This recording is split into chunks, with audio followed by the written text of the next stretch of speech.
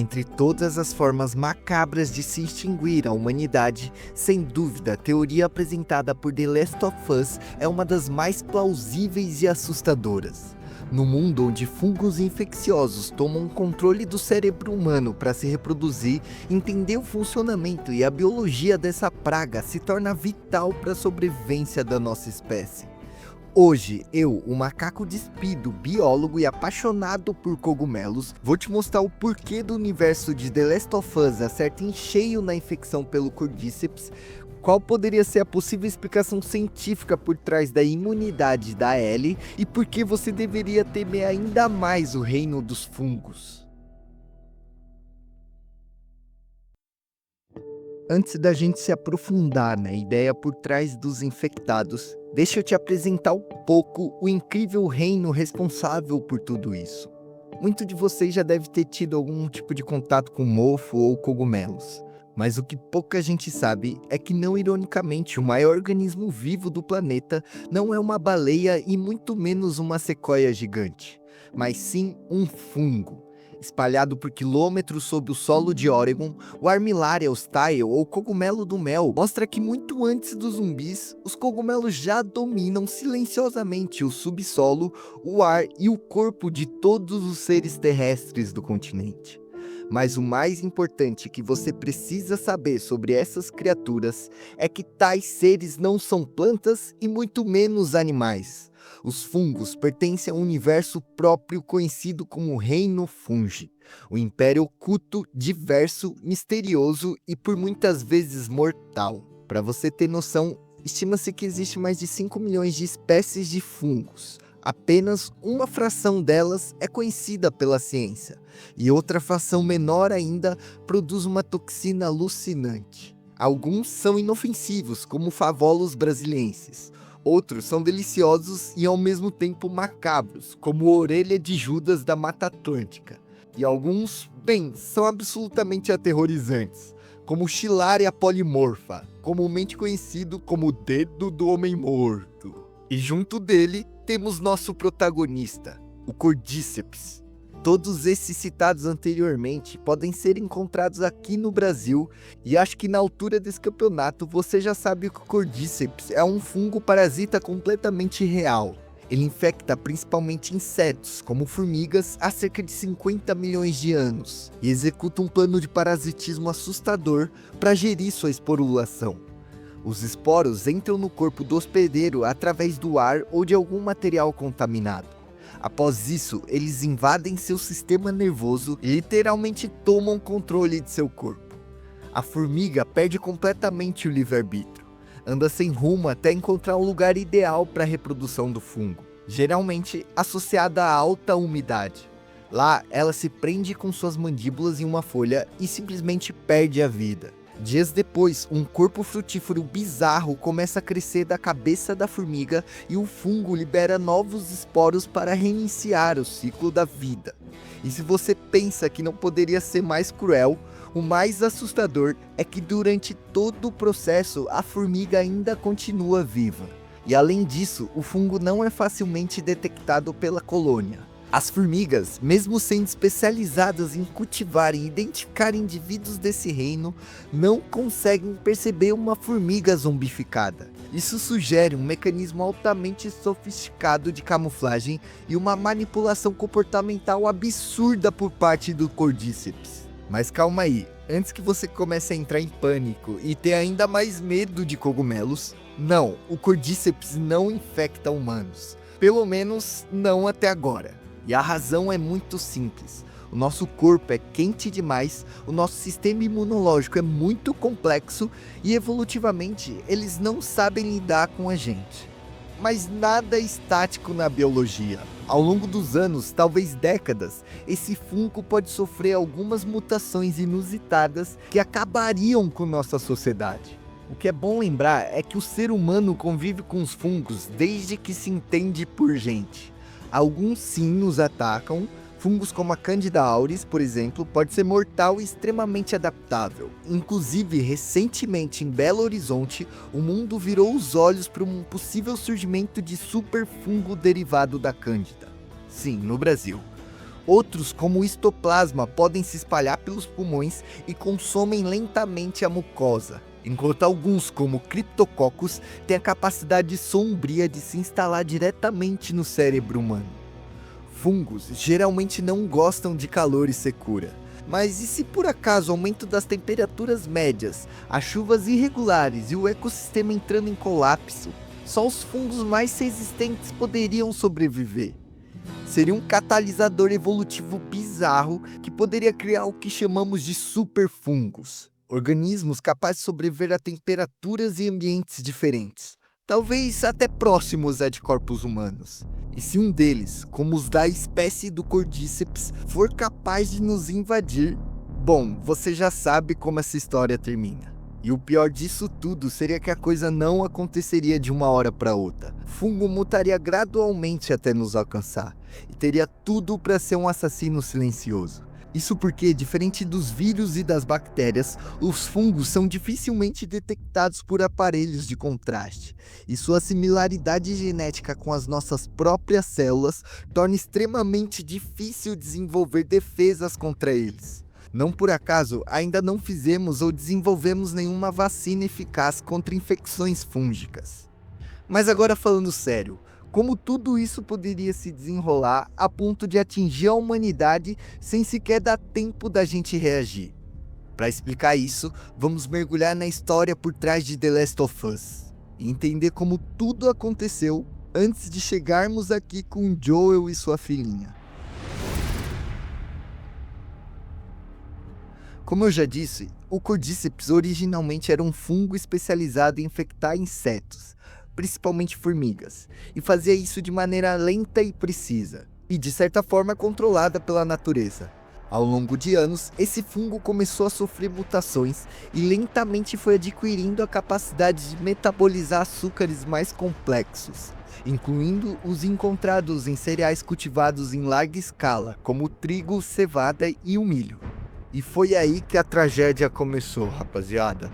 Com o uso massivo de agrotóxicos e a implementação de vasta monocultura, principalmente na América do Sul, criamos o cenário perfeito para a proliferação de um inimigo invisível.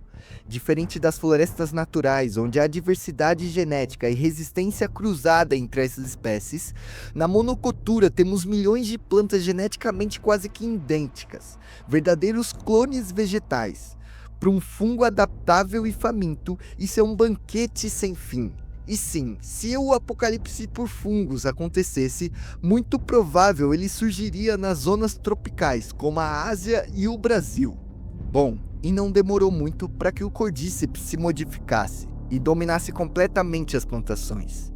E com a ajuda da globalização e o sistema de distribuição global, a exportação em massa desses grãos contaminados levou esporos para todo canto do mundo. As pessoas consumiram produtos sem saber que estavam sendo expostas e infectadas por um fungo maligno. Mas, e falando biologicamente, como seria a progressão dessa infecção? Após o contato, o Cordyceps evoluído invade o cérebro humano, espalhando suas hifas e formando uma estrutura central conhecida como micélio, estruturas filamentosas que se distribuem por todo o hipocampo cerebral. Assim, ele não elimina o hospedeiro imediatamente, e ainda consegue controlar e manter o seu corpo vivo, ágil o suficiente para infectar outros humanos e espalhar seus esporos. E assim como nas formigas, os humanos infectados ainda demonstram sinais de atividade cerebral. Ondas cerebrais residuais, reflexos emocionais, até mesmo vocalizações que indicam dor, confusão e sofrimento já foram relatados dentro do universo do jogo. Alguns viajantes descrevem infectados chorando, gemendo ou até mesmo tentando resistir enquanto devorava a carne humana.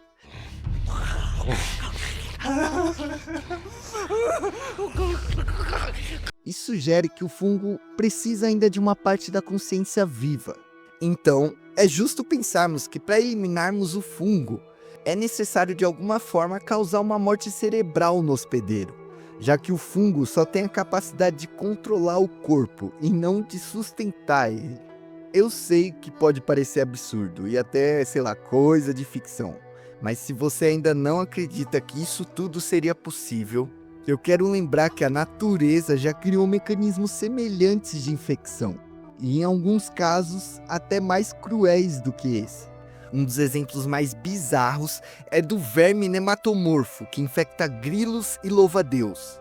Após o inseto ingerir a água contaminada com o ovo do verme, o parasita se desenvolve dentro do corpo do hospedeiro. Quando está pronto para completar o seu ciclo, o verme manipula o comportamento do inseto, forçando-o a pular na água mesmo contra sua vontade. Lá, o verme emerge e fica livre para continuar sua reprodução. Outro caso é da toxoplasmose, causado pelo protozoário Toxoplasma gold. Esse organismo infecta ratos e altera seu comportamento, fazendo com que eles percam o medo e até sintam atração pela urina de gatos. O resultado, o rato é devorado e o protozoário chega a seu hospedeiro final, o gato. Inclusive esse mesmo cara em nós se instaura no nosso cérebro e explode nossos neurônios se reproduzindo dentro dele. E para finalizar, temos o vírus da raiva, talvez o exemplo mais próximo do comportamento de um zumbi.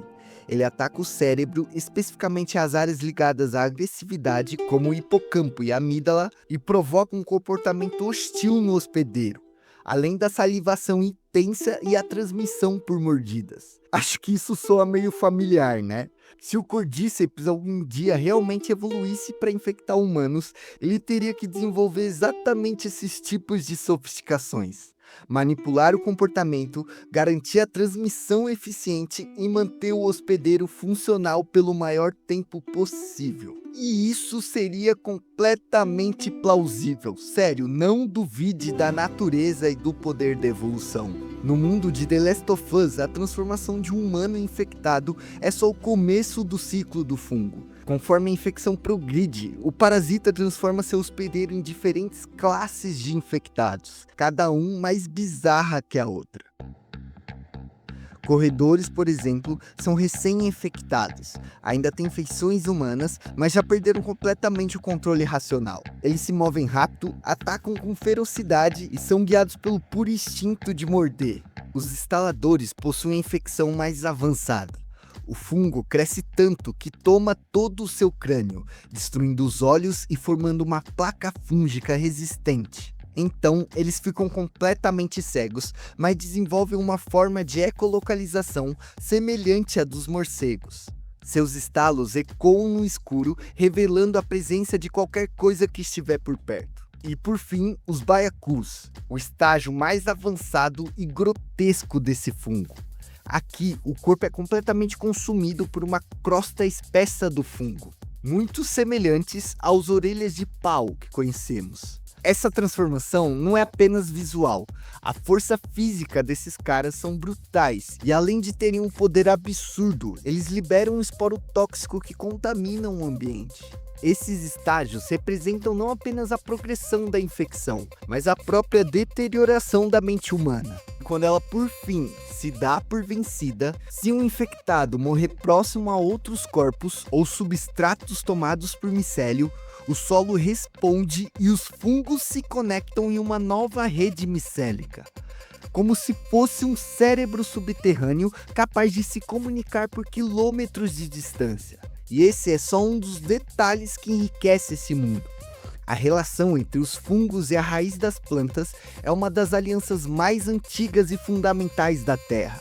Muito antes de nós, humanos, sonharmos em cultivar o solo, fungos e plantas já estavam cooperando em silêncio.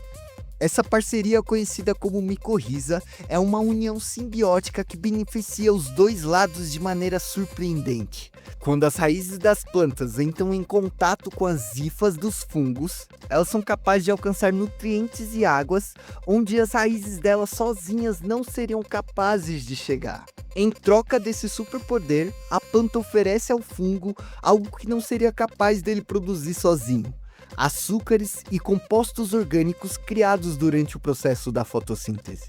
E tem mais! Através dessa rede de hifas, cientistas descobriram que plantas podem de forma indireta conversar uma com as outras, enviar sinais de alerta sobre pragas ou até mesmo compartilhar nutrientes para plantas doentes. Agora imagine isso numa escala global. Se o Cordyceps adquirisse essa habilidade, ele seria capaz de reconhecer as áreas que ainda existem humanos saudáveis e guiar centenas de milhares de infectados para essa região. E se o inimigo que é invisível e mesmo assim está em todo lugar não te faz borrar nas calças, então eu não sei o que mais faria. Mas então qual seria a saída para isso tudo? Qual seria a resposta da humanidade contra a infecção do Cordyceps? Bom, agora a gente vai ter que entrar em algumas teorias do porquê a Ellie é imune a esse tipo de fungo. Então, se você não quer receber spoiler, cara, o vídeo acabou aqui pra você. No jogo, a gente não tem muita uma resposta concreta, mas na série a explicação é dada em um dos últimos episódios da temporada. A mãe da Ellie, Anna, foi mordida pouco antes de seu parto. O Cordyceps começou a se espalhar em seu corpo enquanto ainda estava ligada a Ellie pelo cordão umbilical. Isso fez com que o corpo da Ellie reconhecesse o fungo como parte de si mesma, ou então que pelo menos desse tempo suficiente para a mãe da Ellie, Anna, enviar anticorpos para ela. De qualquer forma, do ponto de vista biológico, o que aconteceu pode ser comparado a algo que chamamos de tolerância imunológica neonatal. E ela pode acontecer da seguinte maneira. Durante o nascimento, a Ellie foi exposta ao Cordyceps em um momento crítico do desenvolvimento do sistema imune do bebê, quando ele ainda está aprendendo a distinguir o eu do não eu. Como resultado, o sistema imune da Ellie não vê o Cordyceps como uma ameaça, mas sim como uma parte natural do corpo. Essa exposição pode ter permitido que a forma inativa ou modificada do fungo colonizasse o corpo da Ellie de forma controlada, que daria uma falsa sensação de uma infecção. E olha, isso não é imunidade no sentido tradicional, mas sim uma camuflagem imunológica. O Cordyceps não tenta dominar o corpo da Ellie, eu acho que ele tenta sim. Mas como a Ellie vê ele como parte de si, o próprio corpo já consegue controlar e regular ele dentro dela. Só assim para explicar o fato do Cordyceps ainda estar no corpo dela e não atacar ou dominar ela completamente. E olha, sinceramente eu não sei se isso seria o jeito mais fácil. Talvez a única forma efetiva de se destruir um fungo seria criar uma arma igualmente devastadora, mas não letal para o ser humano. Sério, imagine ter que pegar toda mulher grávida e fazer com que ela seja mordida por um zumbi enquanto ela pare. Não dá, né, gente? Então pensa comigo, já que o Cordyceps evoluiu para ser resistente à temperatura e acidez do ambiente ou de qualquer lugar, nosso único aliado seria outro fungo. Criar uma vacina seria impossível, já que a chance de um glóbulo branco atacar uma célula nossa seria gigantesca, como a gente já citou lá em cima. Então o único ser capaz de bater de frente com ele seria exatamente outro cogumelo. E aqui eu vou deixar para vocês porque o vídeo já tá gigantesco. Qual seria o outro fungo que a gente poderia manipular geneticamente para bater de frente com o Cordyceps? Na minha opinião, seria Cândida, né? Mas aí todo mundo pegaria candidíase. De certa forma é melhor do que se virar um zumbi, mas seria ruim também. O fato é que milhares ou talvez milhões de esporos e micro-organismos tentam invadir o nosso corpo diariamente. E nossos únicos aliados sempre foram outros micro-organismos que cultivamos dentro de nós. Inclusive, se você quer saber mais sobre esses seres que fazem de você um ser humano, eu vou deixar um card anexado no vídeo. Mais uma vez, muito obrigado mesmo por dividir o seu tempo comigo. Se você gostou do vídeo, mano, dá aquela força lá, deixa o like pelo menos, deixa um comentário aí que, mano, isso impulsiona demais o vídeo, faz chegar em lugares assim, igual hifas de cogumelos. Enfim, me ajuda aí a me proliferar nesse YouTube. Mas é isso, gente, até o próximo vídeo, tchau! Esse é o seu maior medo? Qualquer tipo de vírus, mas principalmente os que são mais próximos do influenza. Pela transmissão pelo ar? Isso, pelo ar. Tosse... Não, desculpa, eu quis dizer pessoas em aviões. Foi algo que o senhor descreveu no livro. Sim, um novo vírus de Madagascar, por exemplo, chega a Chicago em questão de semanas. Nisso temos uma pandemia mundial. Pan significa tudo. O mundo todo ficaria doente de uma vez. E, Dr. Newman, o senhor também é epidemiologista. Imagino que a chance de uma pandemia viral também tire o seu sono. Não. Não? Não. Tá bom, acabou a entrevista. Não, a humanidade vive em guerra contra os vírus desde o começo. Às vezes, milhões de pessoas morrem, como em guerras de verdade, mas no final, nós sempre ganhamos.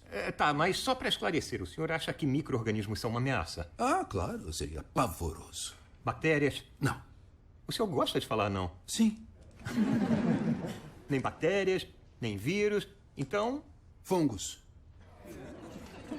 Essa reação é muito comum. Fungos parecem inofensivos, mas muitas espécies vão discordar porque tem muitos fungos que não tentam te matar, mas te controlar. Uma pergunta. De onde vem o seu LSD? de onde é que vem o seu? Vem de ergo, um fungo. E psilocibina, que também é fungo. Os vírus nos deixam doentes, mas os fungos conseguem dominar mentes. Existe um fungo que infecta insetos, contamina formigas, por exemplo, viaja pela corrente circulatória até o cérebro, enche o órgão de alucinógenos, fazendo com que a mente da formiga faça sua vontade. O fungo começa a controlar a formiga, dizer aonde ir, o que fazer, como um artista controlando a marionete. E fica pior.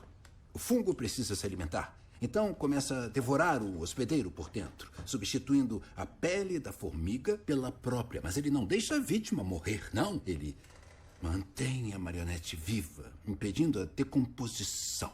Como? De onde vem a sua penicilina? Fungos. Dr. Schoenheis está incomodado? Essa infecção por fungos é possível, mas não em humanos. Sim, fungos não sobrevivem se a temperatura interna do hospedeiro for acima de 34 graus. Atualmente, não há motivo para os fungos evoluírem e suportarem temperaturas mais altas. Mas e se mudasse? E se, por acaso, o mundo ficasse um pouco mais quente? Isso é um motivo para evoluir. Se um gene evolui e um ascomiceto, a cândida, o ergot, cordyceps, aspergillus, qualquer um pode adquirir a capacidade de penetrar no nosso cérebro e assumir o controle não de milhões de nós, mas de bilhões de nós. Bilhões de marionetes, mentes envenenadas, transfixados em um único objetivo comum. Espalhar a infecção para todos os humanos que estiverem vivos da maneira que for necessária. E não existe tratamento, nem preventivo, não há cura, não existe, não é possível nem desenvolver. E se acontecer? Nós perdemos. Nós voltamos já.